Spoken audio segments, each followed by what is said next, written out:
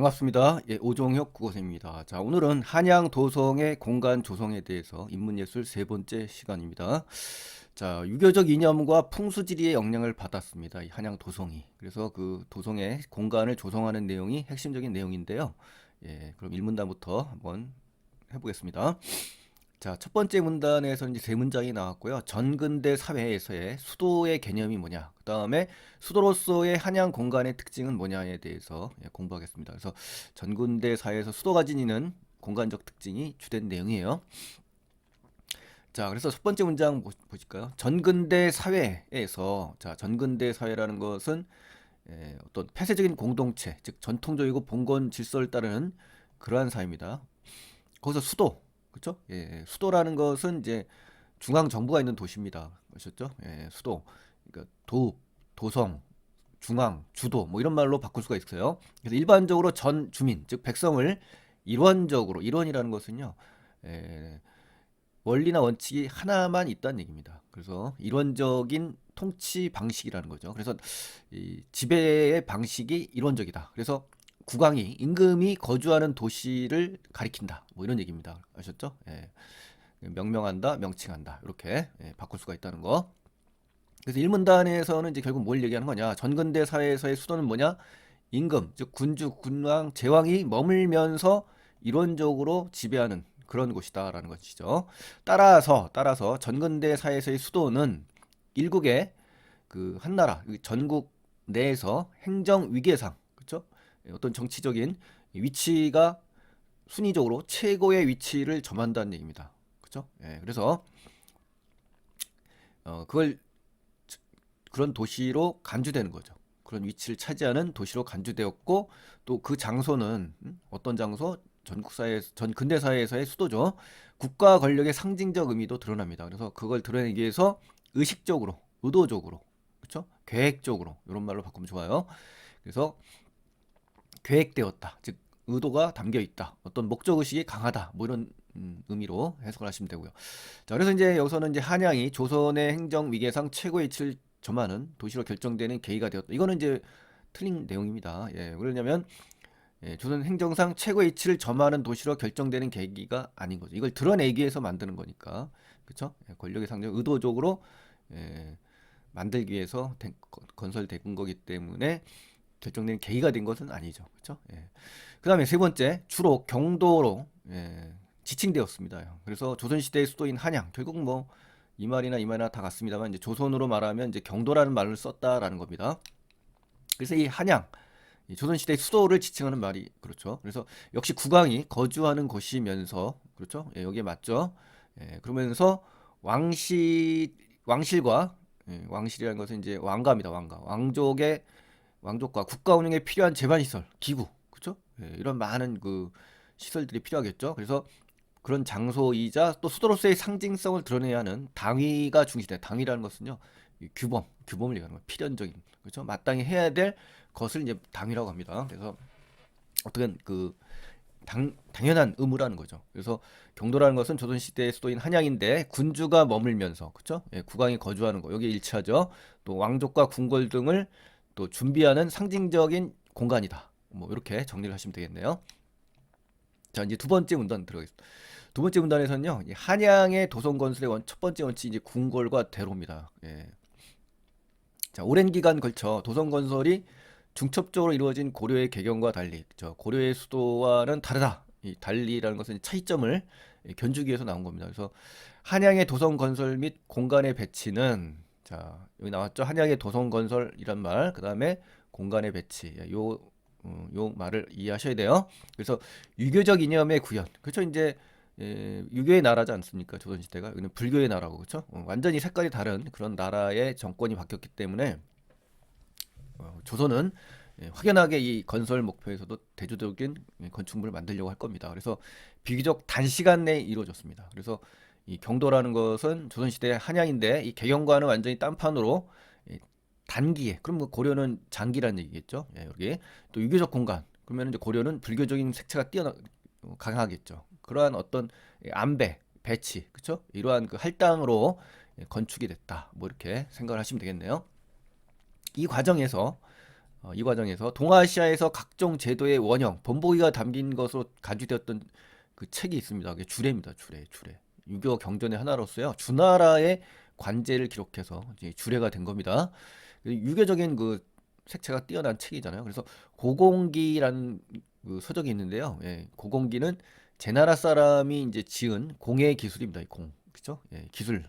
요즘으로 말하면 뭐 기술 서적인데 여기에 도성계획의 대원칙에 입각해서 그죠? 도성계획의 대원칙이 이 책에 있겠죠. 근데 가장 그 기본적이고 중요한 원칙이 담겨 있다는 겁니다. 거기에 입각해서 여기에 근거해서 그죠? 여기에 의거해서 다음 같은 점들을 중요시했다. 우선시했다 이거죠. 그죠? 1차적으로 중요시했다. 그러니까 유교적 기본 원칙에 의거해서 근거해서 두 가지 요소를 중요시했다는 겁니다. 그럼 다음 두 가지 요소가 이제 나올 텐데요.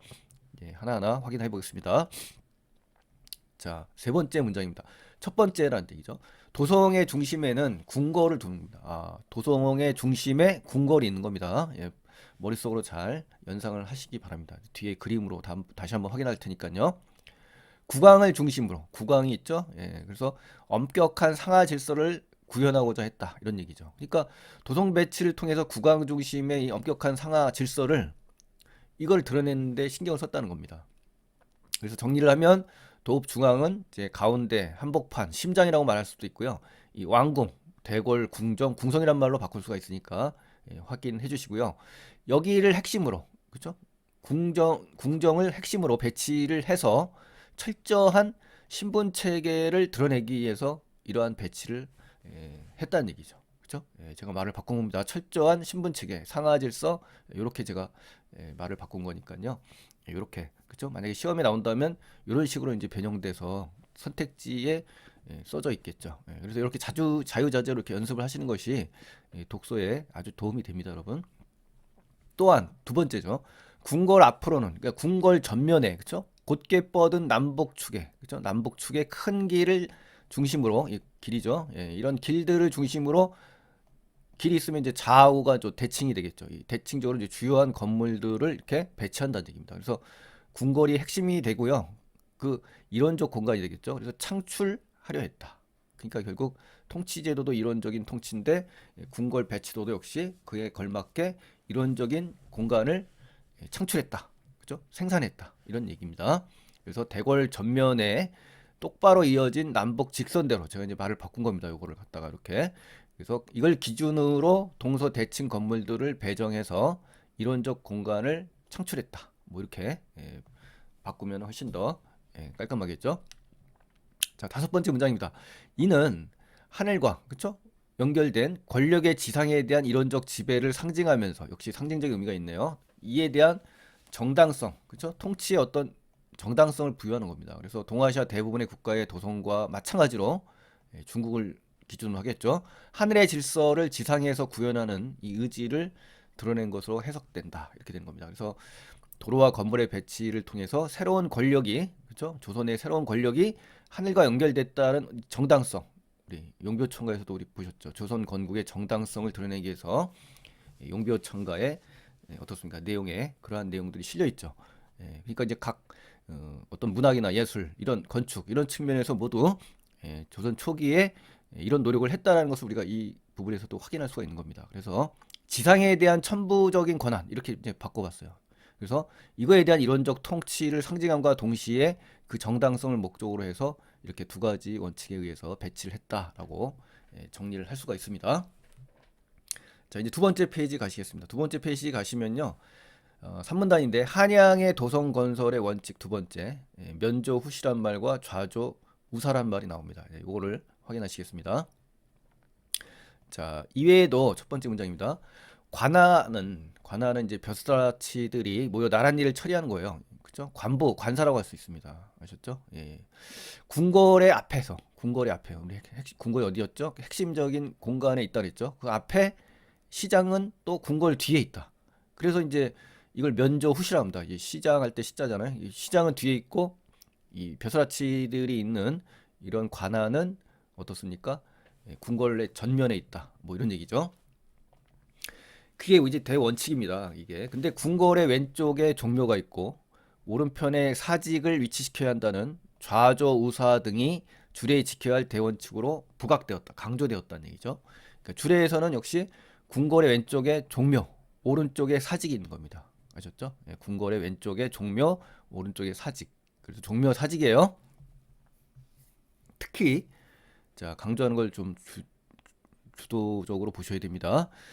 종묘와 사직은 수도에서 필수적으로 설치되어 그 상징성을 드러내기 하는 제2공간이라는 점에서 정말 중시됐다. 그렇죠. 우리 조선시대는 유교적인 그런 사회이기 때문에 이 제사 의례 이거 굉장히 중요합니다. 그렇죠. 예, 그래서 수도로서의 상징성을 잘 드러내기 위한 공간으로 중시된 거고요. 이 주례라는 책에서 경도는 의무적으로 설치된, 그렇죠? 종묘사직이 제사의식의 핵심적인 장소라는 상징적인 중요한 곳임을 지금 천명하는 겁니다. 아셨죠? 예. 그래서 세 번째 문장입니다. 태조는 즉위에, 즉위, 제위, 그렇죠? 왕이 오를 때 교서, 예, 교서, 임금이 내리는 명령 문서입니다.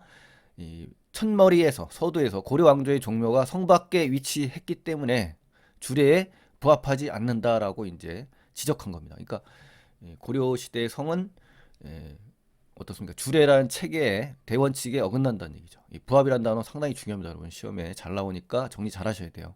사물의 현상이 서로 꼭 들어맞는 겁니다. 그래서 일치한다, 합치한다, 정합한다라는 말로 바꿀 수가 있거든요. 이제 학생들 이렇게 보면은 이 부자가 아니불자인 줄 알고 부정적인 측면으로 생각하는 경우가 많이 봤거든요, 여러분. 그래서 틀리는 경우들 많이 봤습니다. 그러니까 여러분 이런 단어들 눈여겨 보셔야 돼요.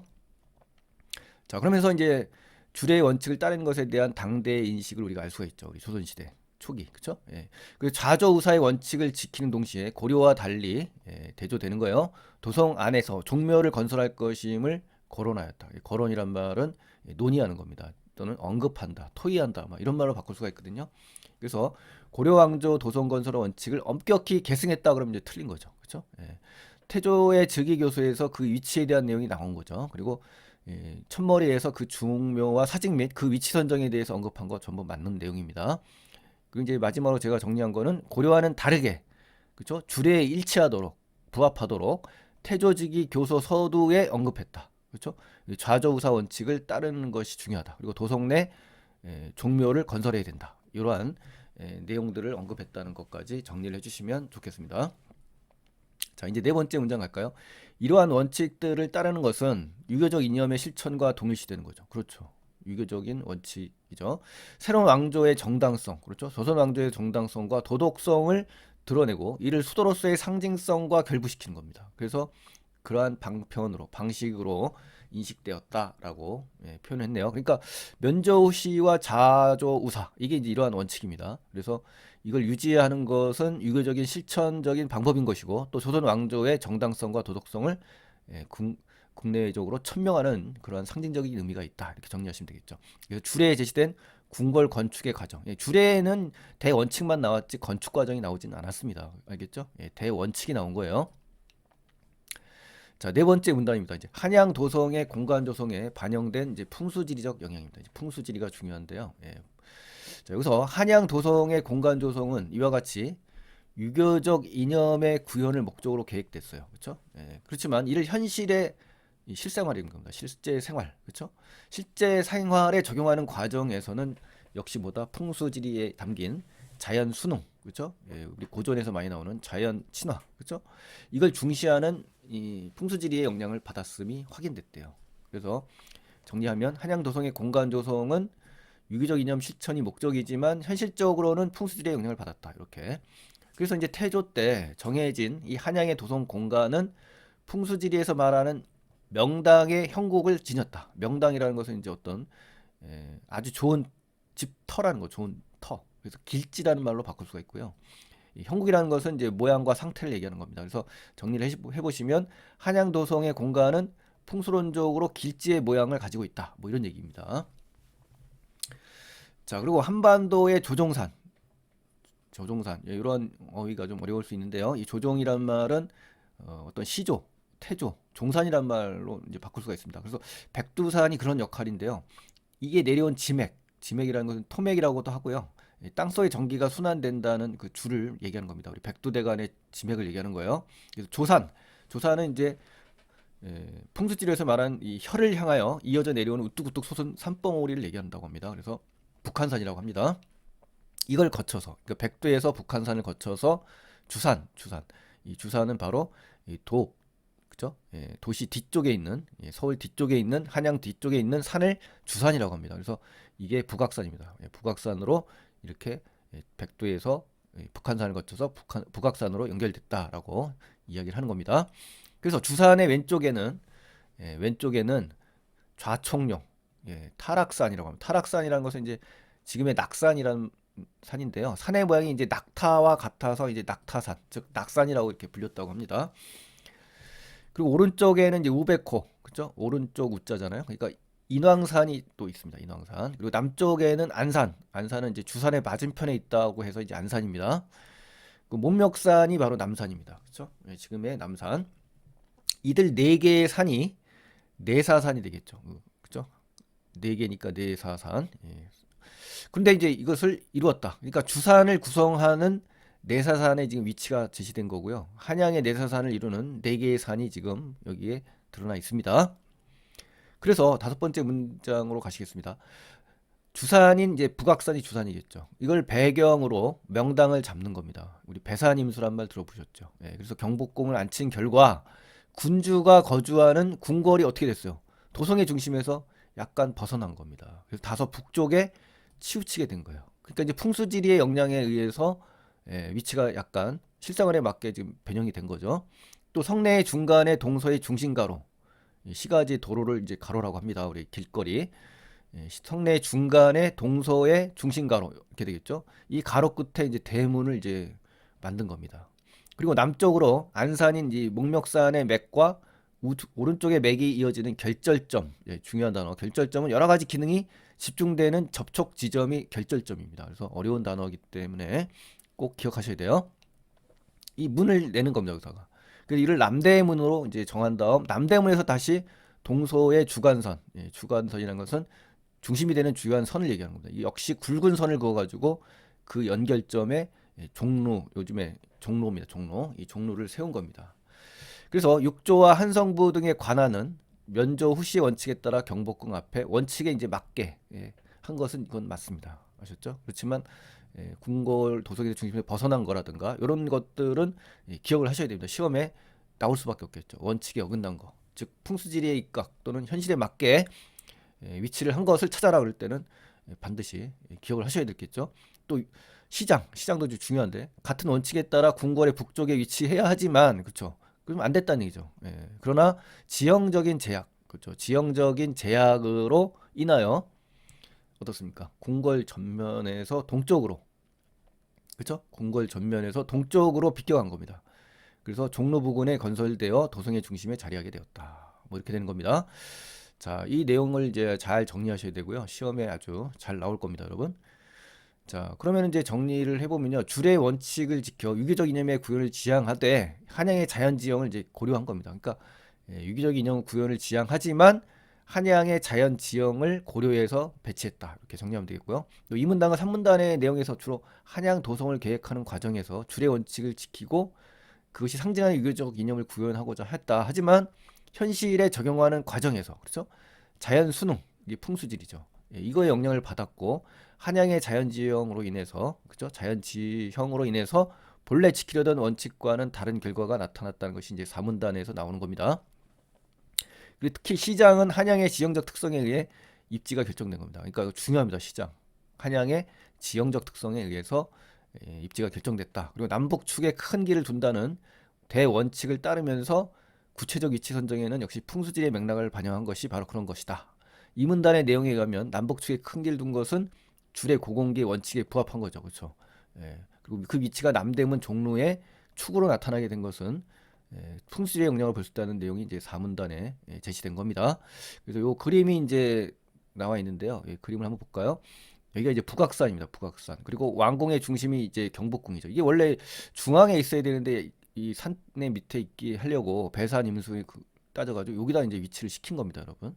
이게 아전입니다. 아전. 그 아전이 거주하는 관사가 지금 되겠고요. 그리고 여기가 이제 종로가 되겠고요. 그 다음에 여기가 종묘 사직이 되는 겁니다. 아셨죠? 여기 인왕산 있고요. 그 다음에 여기 동대문 오른쪽. 그 다음에 여기 서서문, 그렇죠? 서서문. 그 다음에 남대문, 숭례문 광화문이 여기 있네요. 예, 이렇게 해서 이 종로가 여기 결절점에 있다는 거, 이거 확인을 꼭 해주시기 바랍니다. 그리고 가로가 이쪽으로 되겠죠. 그죠? 여기가 이제 대로가 되는 거고요. 자, 이런 식으로 이제 정리를 해주시면 될 것 같습니다. 그다음에 이제 다섯 번째 문단으로 가겠습니다. 종묘의 사직의 입지적 특징은 뭐냐? 종묘와 사직의 위치는 좌조우사의 원칙을 따르면서도 그렇죠. 각각 좌총령 우백호를 입지 근거로 삼아서 이게 이제 풍수지리적인 입지입니다. 종묘와 사직을 궁궐 전면에서 어때요? 대칭으로 위치시킨 중국의 경우와는 완전하게 다른 차이를 보였다. 이게 독자성이란 말로 바꿀 수가 있는 겁니다. 아셨죠? 또한 표면적으로 겉으로는 중화주의적 질서를 의식했고, 그렇죠? 종묘와 사직을 제후국 분수에 맞게 만들어야 한다는 당위, 어떤 책무를 따르면서도 그 세부 건설 과정에서는 중국에서 제시한 기준에서 탈피했다는 거예요. 그래서 척도와 재료를 사용하는데 이는 조선 수도 한양이 봉건적 국제 질서 속에서 제국의 수도라는 위치를 차지하고 있었지만 현실적인 위치죠. 그렇지만 중국의 수도와는 또 다른 이게 바로 독자성이죠. 독자적인 도덕성, 정당성을 지닌 그런 공간임을 드러내는 의미로 볼 수 있다 이겁니다. 그래서 중요합니다. 그래서 자주성, 독자성 요 말이 중요하다는 거죠. 자, 여섯 번째 문단 가겠습니다. 한양 도성의 공간 조성에 들어가는 의의는 뭐냐? 의의. 그렇죠? 의의라는 것은 의미, 가치. 그렇죠? 결과적으로 결국 뭐예요? 한양 도성의 공간 조성은 이게 큰 주어입니다. 유교적 이념을 따르는 것을 원칙으로 하면서도 이를 실제로 적용할 때, 그렇죠? 풍수질이라든가 지형적인 영향을 준다는 거죠. 그래서 자연 지형적 특징에 순응하는 이 유연성, 그렇죠? 어떻게 보면 이게 자연 친화잖아요. 자연에 순응하는 거. 그래서 이런 유연성을 보였다. 유연성, 탄력성, 그렇죠? 이런 것들. 또한 중국의 도성 건설 원칙을 수용하면서, 그렇죠? 수용하면서도 자주성을 드러내기에 우리 조상들의 노력을 기울였다는 점은 특기할 만한 것이다. 주목할 만한 점이다. 뭐 이런 것이 이제 의의 두 가지가 나온 겁니다. 자, 이렇게 해서 이제 내용 정리를 끝났고요. 이제 한번 전체적으로 정리하고 마치겠습니다. 이 글은 이제 조선시대 수도인 한양 도성 건설 과정에 유교적 이념이 작동된 겁니다. 풍수지리가 이제 끼쳤겠죠. 유교. 그렇죠? 어떤 도교적인 측면이라고 볼 수가 있죠. 이를 통해서 한양의 수도로서 상징성이 드러난 모습이 드러났고요. 이 한양 도성의 공간 조성은 주례 고공기에 제시된 도성 건설의 원칙을 추구하면서도 한양의 자연적 지형에 순응하는 유연성, 이 부분이 중요합니다. 또한 종묘 사직에서 이 사례에서 볼 수 있듯이 한양도성 공간 조성은 중국의 제국이라는 현실적인 어떤 제약, 그쵸? 이거를 인정하지만 나름대로 독자성과 자율성을 잃지 않는 그러한 노력을 기울인 것이 이제 커다란 의의가 있다. 이렇게 정리를 하시면 되겠습니다. 오늘 공부한 내용은 그렇게 어렵진 않은 것 같습니다. 당시에 궁금했던 우리 한양 도성의 공간에 대한 지식이 여러분께서는 더 배가 되셨으리라 생각합니다. 자, 오늘은 여기까지 하겠고요. 오늘 도움이 되셨다면 구독 버튼 안 누르신 분은 눌러주시고요. 좋아요 버튼 눌러주시면 고맙겠습니다, 여러분. 자, 오늘 수고하셨습니다. 고맙습니다.